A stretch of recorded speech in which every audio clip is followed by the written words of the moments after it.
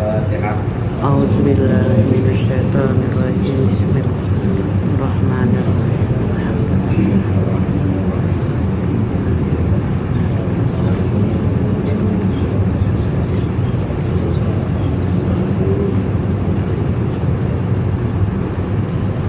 Bismillahirrahmanirrahim. Saya membacanya dari kitab Tadkiratus Sadirah fi Masailil Mufidah. Itu kitab karangan Al-Habib Hasan bin Ahmad bin Muhammad bin Salim Al-Kaf. Ini kitab berlandaskan mazhab Syafi'i, itu mazhab yang dianut sebagian besar oleh umat Islam di Indonesia. Bismillahirrahmanirrahim. Qala al-mu'allif rahimahullahu ta'ala wa nafa'ana bi ulumihi fid dharain amin. Kitabul Hajj wal Umrah. Kitab haji dan umrah. Insyaallah bapak-bapak tahu ya maksud mengenai haji itu apa dan maksud mengenai umrah itu apa. Pengertian haji secara bahasa adalah bermaksud, dan secara istilah adalah bermaksud ke Baitullah untuk ibadah. Dan dalil diwajibkannya atas haji qauluhu ta'ala walillahi 'alan nasi hajjul baiti man istata'a ilaihi sabila. Dalil firman Allah Subhanahu wa taala di dalam surat Ali Imran, walillahi 'alan nasi, dan Allah mewajibkan kepada manusia hajjul baiti, untuk haji ke Baitullah, man istata'a ilaihi sabila, barang siapa yang mampu berjalan kepadanya. Jadi haji itu diwajibkan buat kita umat Islam itu kalau kita mampu. Alhamdulillah kita di sini sudah sampai di Mekah, kita alhamdulillah kita terbolehkan mampu, baik itu mampu secara finansial maupun mampu dalam keadaan secara kesehatan, dan mampu yang lebih utama lagi mampu secara hati. Dalam arti kita mampu, dalam arti kita masih beriman kepada Allah Subhanahu wa taala, dan kita masih bertakwa kepada Allah Subhanahu wa taala. Adapun fadilahnya, keutamaannya, fil hadis qala sallallahu alaihi wasallam al-umratu ila al-umrati kafaratun lima bainahuma wal hajjul mabrur laisa lahu jazaa'un illa al-jannah. Seperti yang disabdakan oleh Rasulullah sallallahu alaihi wasallam, al-umrah ilal umrah, pekerjaan umroh dari ke umroh yang lainnya, kafaratun lima bainahuma, sebagai kafarah, menggugur dosa di antara keduanya. Jadi kalau misalkan kita umroh terus nanti tahun depan misalkan kita umroh lagi, itu dosa kita itu sudah gugur. Dosa kecil ya, selain dosa syirik kepada Allah Subhanahu wa taala, itu gugur dosa kita. Wal hajjul mabrur laisa lahu jazaa'un illa jannah, dan haji yang mabrur tidak ada balasannya kecuali surganya Allah Subhanahu wa taala. Dan adapun rukun-rukun haji yang harus kita ketahui, ini yang paling penting. Kita harus tahu rukun haji, kita harus tahu wajib haji, dan kita harus tahu sunnah haji. Kalau kita nggak tahu rukun haji, maka haji kita tidak sah. Dan apabila kita tidak mengerjakan apa yang ada di rukun haji, maka haji kita juga tidak sah. Dan harus kita ulang lagi haji. Makanya sayang kita harus tahu. Jangan sampai kita nggak tahu rukun haji, mana itu rukun haji, mana itu wajib haji. Arkanul haji sittatun, rukun haji itu ada 6. Dia yaitu al-ihram, wal wuqufu bi Arafat, wukuf di Arafat, wa tawafu, tawaf, was-sa'i dan sa'i, wal halqu awit taksiru, halak memotong rambut, awit taksir atau memendekkan, wat tartibu baina mu'azzamil arkani, dan tertib di antara rukun-rukun. Wa arkanul umrati hiya arkanul haji illa al-wuqufa bi Arafah. rukun-rukun umroh yaitu sama aja dengan rukun-rukun haji kecuali wukuf di Arafah. Jadi rukun-rukun haji itu ada 6. Yang pertama ihram. Apa itu ihram? Al-ihramu huwa niyatul dukhuli fin nusuki fi jami'i awjuhin. Ihram itu adalah niat masuk untuk ibadah, baik itu ibadah haji maupun ibadah umroh, tergantung niatnya. Kalau misalkan orang niat untuk haji, maka dia masuk kepada amalan haji. Di sini kalau dia niat untuk umroh, maka dia masuk pada amalan umroh. Jadi jangan salah nanti ketika mau tanggal 9 Zulhijjah, nah kita harus benar-benar memantapkan niat kita untuk apa. Jangan sampai kita salah niat. Kalau salah ngucap nggak apa-apa. Namanya kalau ucapan itu kan orang itu kadang belibet misalnya. Tapi jangan sampai di hati itu niat kita itu salah. Kita harus niat haji gitu. Jangan sampai ketika mau tanggal 9, baik itu kita niatnya di malam hari, ketika kita sebelum jalan ke Arafah, ataupun di pagi hari. Nanti tergantung pimpinan grup masing-masing kapan dia berangkat mau ke Arafah. Jangan sampai ketika dia mau niat, dia niatnya untuk umroh, bukan untuk haji. Kalau misalkan dia niat umroh, maka dia nggak dapat haji. Jadi yang pertama adalah kita mantapkan niat kita untuk apa? Untuk haji. Jangan sampai di hatinya terbersit niat itu untuk umroh. Maka kalau misalkan niat umroh, maka dia nggak dapat haji.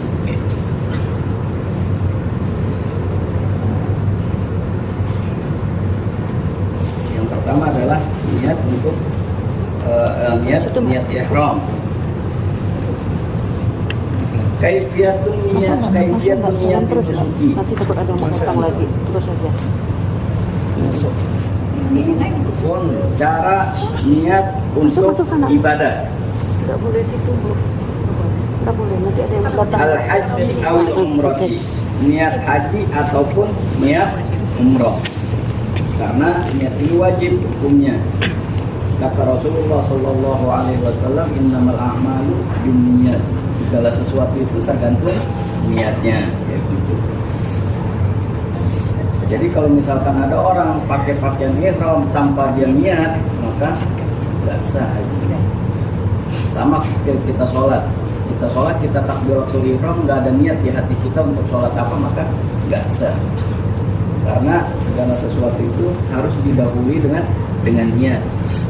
Itu juga haji. Semua amalan itu harus didahului dengan niat. Kayak puasa misalkan, puasa Ramadan, kita nggak niat puasa, tahu-tahu pagi-pagi kita nggak sahur gitu. Kita nggak sahur, terus kita nggak makan tuh seharian. Mulai dari terbitnya fajar sampai dengan terbenamnya matahari tanpa ada niat, maka puasa kita tidak sah. Sama juga dengan haji. Kita tahu-tahu tanggal 8 atau tanggal 9 kita main pakai ihram aja, udah kita jalan ke Arafah tanpa kita ada niat. Kita kerjakan semuanya amalan haji, mulai wukuf di Arafah, tawaf dan lain sebagainya. Tanpa ada niat, maka haji kita tidak sah.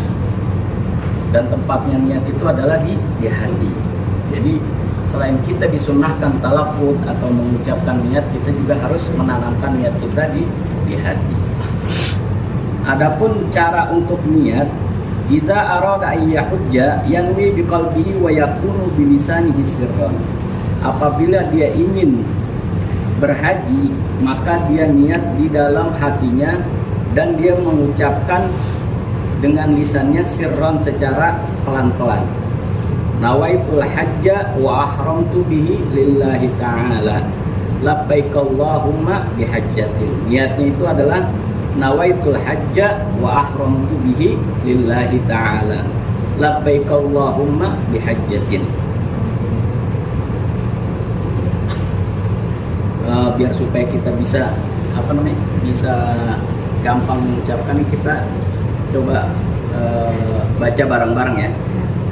nawaitu hajja wa ahramtu bihi lillahi ta'ala labbaik Allahumma bihajjatin. Kalau misalkan nanti ketika niat sebaiknya ketika nanti kita mau niat ihram, ketika mau hari Arafah itu sebaiknya kita niat bareng-bareng. Biar supaya apa? Biar supaya dituntun sama tour leadernya atau sama ustadznya atau sama ketua rombongan. Kalau misalkan kita masih susah untuk mengucapkannya dengan bahasa Arab, ya udah kita niat pakai bahasa Indonesia. Karena untuk haji ini tidak diwajibkan menggunakan bahasa Arab, tapi sebetulnya pakai bahasa Arab. Kalau misalkan kita kagak hafal, ya sudah. Bismillahirrahmanirrahim. Kalau itu saya niat haji dan saya niat ihram karena Allah Ta'ala. Sudah selesai. Labbaik Allahumma labbaik. Kalau misalkan tidak hafal apa niatnya, tapi lebih bagus kita niat itu nanti bareng-bareng. Itu masing-masing grup nanti dipimpin biar supaya apa? Biar supaya kita bisa memantapkan niat kita. Itu kalau kita niat haji. Kalau niat umroh bagaimana? Niat umroh cuma nawaitul umrata wa ahramtu biha lillahi ta'ala. Sama aja, cuma yang haji itu diganti dengan umroh. Yang pertama adalah ihram. Apa sih itu ihram? Ihram itu apabila kita masuk kepadanya atau ketika kita sudah niat ihram, maka larangan-larangan ihram itu berlaku. Larangan-larangan haji itu berlaku sampai kapan? Sampai tahallul. Apa itu tahallul? Tahallul itu memotong rambut atau mencukur rambut. Gitu. Adapun sunnah-sunnah ihram ketika kita mau ihram. Ketika kita mau ihram itu ada sunnah-sunnahnya sebelum niat. Yang pertama adalah wasful faridi wa tamshitu sya'ril lihyati. Yang pertama buat laki-laki adalah mencukur kumis. Wa tamshitu sya'ril lihyati dan menyisir jenggot. Kalau misalkan jenggot lebat sunnah disisir. Dan sunnah kita mencukur sebelum niat. Kalau sudah niat, nah itu nanti kena dam. Sebelum niat. Tanful ibti mencabut bulu ketiak. Duduk sampai. Sunnahnya. Jadi sunnahnya itu yang pertama adalah cukur kumis dan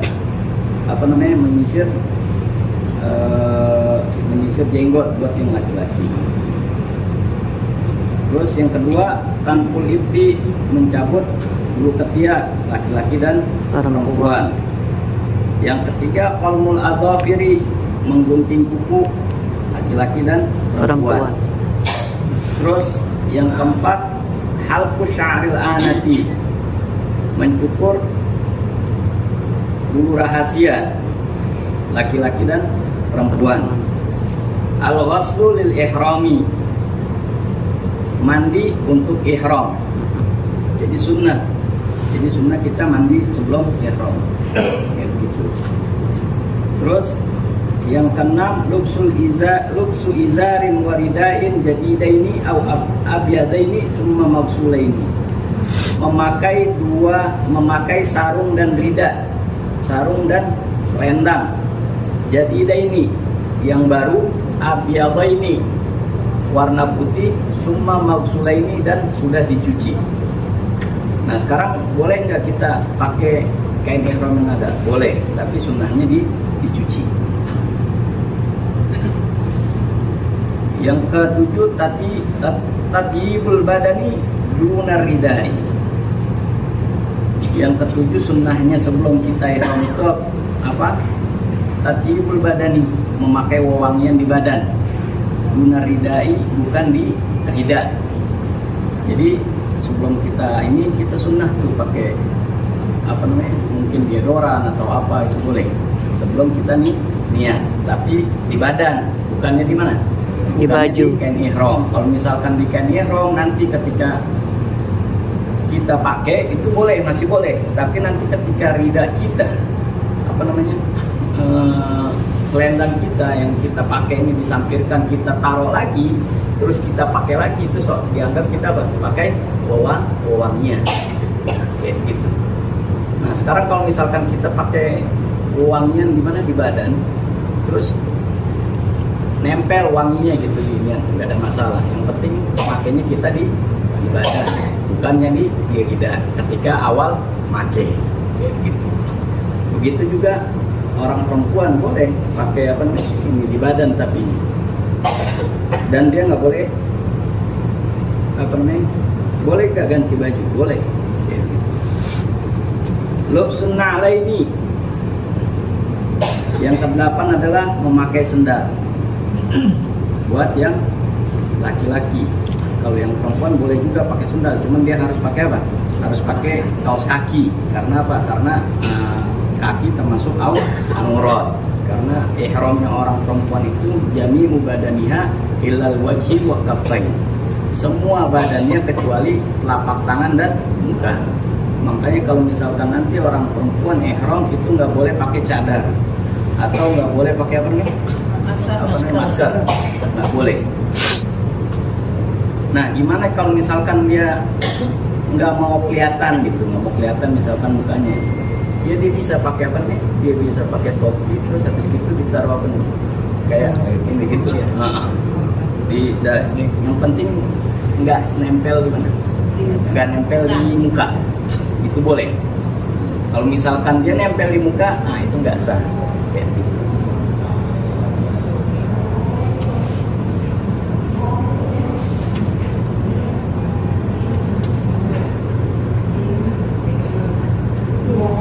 Rakaatul ihrami wa yaqra'u fihi ma suratul ikhlas. Adapun sunnah ihram yang ke-9 yaitu salat 2 rakaat ihram. Usolli rakaatul ihrami lillahi ta'ala. Usolli sunnatul ihrami lillahi ta'ala. Allahu akbar, itu cukup tuh. Apa namanya niatnya? Usolli sunnatul ihrami lillahi ta'ala. Allahu akbar. Jadi ketika kita sebelum niat itu yang pertama kita disuruh apa namanya bersih-bersih badan dulu. Setelah bersih badan kita pakai apa? Pakai pakaian ihram. Habis itu kita niat sholat sunnah ihram. Nah terus kalau misalkan kita nggak sempat sholat langsung niat, boleh nggak? Boleh. Terus ketika kita niat, misalkan kita niat nih, itu udah niat haji, terus baru keingetan belum sholat sunnah, kita sholat nggak? Nggak perlu. Kenapa? Karena kita sudah niat. Jadi sunnahnya itu sebelum kita niat. Dan nggak apa-apa karena ini sunnah. Wa yaqra'u fihima, dan membaca di setiap rakaatnya suratul ikhlas, surat al-ikhlas.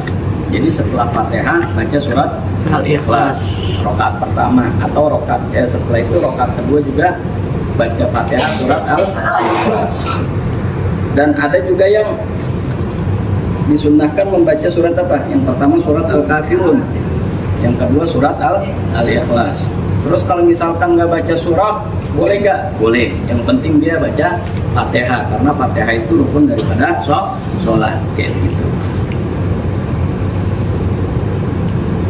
Al-ashir at-talaffuzu bin niyati wa bi awwali talbiyatin sirran. Dan yang ke-10 sunnah daripada ihram itu talaffuz bin niyah, mengucapkan niat.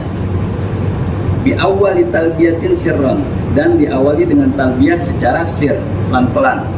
Jadi ketika habis niat nawaitul hajja wa ahramtu bihi lillahi ta'ala labbaik Allahumma bihajjatin, kita baca labbaik Allahumma labbaik labbaik la syarika laka labbaik innal hamda wan ni'mata laka wal mulk la syarika lak. Pelan-pelan. Nanti setelah itu baru ketika kita keluar, boleh kita disunnahkan membaca talbiyah itu dengan suara keras. Ya begitu. Karena itu adalah syiar. Ya begitu. Apalagi ketika kita sudah mau mendekati Arafah. itu kita disunnahkan apa? Disunnahkan mengucapkannya secara keras, kayak gitu. Kan keras itu kita meninggikan suara sedikit, bukannya teriak-teriak. Kalau teriak-teriak kasihan nanti di sampingnya. Ya.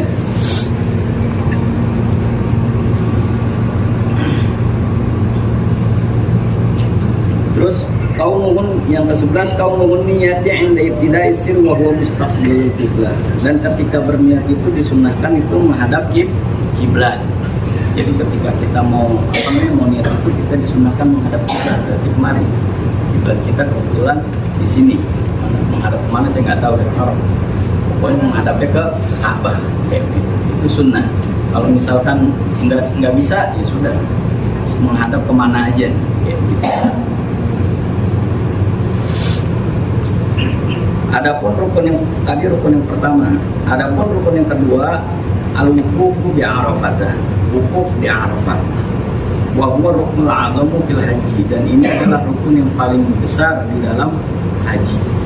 Jadi kalau misalkan kita nggak hadir Arafah maka tidak sah haji kita. Fil hadis disebutkan di dalam hadis al-hajju Arafatah, haji itu adalah Arafat, hadir di Arafah. Man adraka Arafata qabla ayyatlu al-fajr faqad adraka al-hajj. Barang siapa yang mendapati hari Arafat sebelum terbitnya fajar di tanggal 10. Terbitnya fajar di tanggal 10. Faqad adraka al-hajj. Maka dia telah mendapatkan haji. Jadi kalau misalkan ada orang hadir di Arafah sebelum fajar tanggal 10 atau hari Idul Adha, itu sah nggak? Sah haji.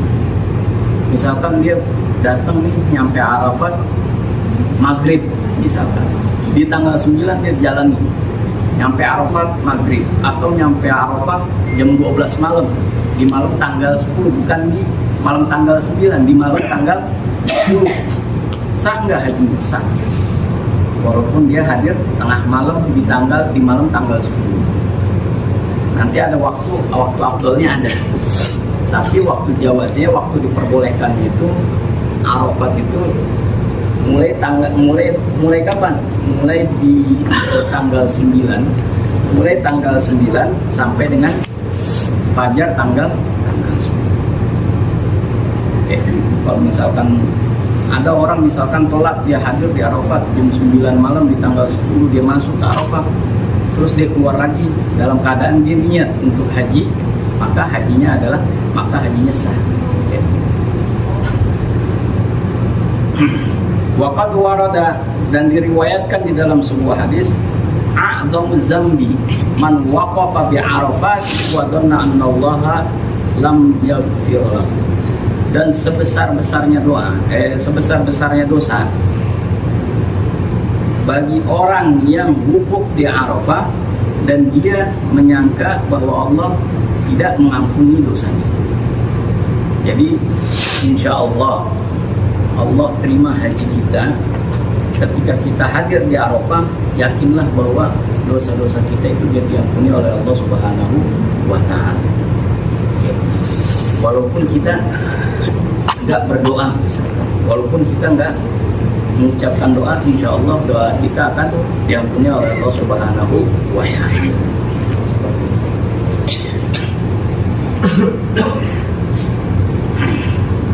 Waqtul wuqufi yadkhulu min zawali syamsi li yaumit tasi' ila al-fajri yaumil 'ashir. Waktunya wukuf kapan masuknya? Min zawali syamsi, setelah tergelincirnya matahari. Kalau bahasa kita tuh lebih gampang itu setelah zuhur, karena waktu zuhur itu tergelincirnya masuknya waktu zuhur itu ketika tergelincirnya matahari dari tengah-tengah, tergelincir sedikit, nah itu udah masuk waktu zuhur. Jadi waktunya wukuf itu kapan? Ketika tergelincirnya matahari sampai dengan apa? Sampai dengan ilal fajri yaumil 'ashir, sampai dengan fajar tanggal 10. Berarti tanggal berapa tuh? Tanggal 10 berarti hari Idul Adha ya. Kalau kita di Indonesia biasanya hari raya kurban tuh. Jadi tanggal 10 waktu fajar. Jadi begitu fajar tanggal 10 orang azan subuh biasanya di waktunya itu, ketika selesainya itu ketika orang azan subuh maka habis. Orang yang tidak hadir pada waktu itu, dia sudah niat dia tidak hadir pada waktu itu, dari mulai zawal sampai tergelincirnya matahari sampai dengan fajar waktu fajar tanggal 10, maka dia tidak dikatakan hadir di Arafah, atau dia tidak dikatakan wukuf. Atau misalkan dia hadir di Arafah tapi bukan di Arafahnya, di pinggiran Arafah, karena di Arafah itu nanti ada batas-batasnya, ada batas-batasnya, ada biasanya itu ada pelang gede, ada tulisannya kalau bahasa Inggrisnya itu start Arafah atau end Arafah, karena batas-batas Arafah itu sudah ditentukan oleh Rasulullah SAW, dari sini ke sini, dari sini ke sini. Jadi kalau misalkan ada orang yang wukuf di luar daripada batasan tersebut, maka wukufnya tidak sah. Apabila wukufnya tidak sah, maka hajinya juga tidak sah. Makanya nanti kita usahakan kita ada di dalam, walaupun enggak sepanjang waktu di dalam Arafah, walaupun enggak sepanjang waktu, walaupun cuma hanya sebentar, walaupun cuma hanya lewat, walaupun dia dalam keadaan tidur, itu sah. Ya gitu.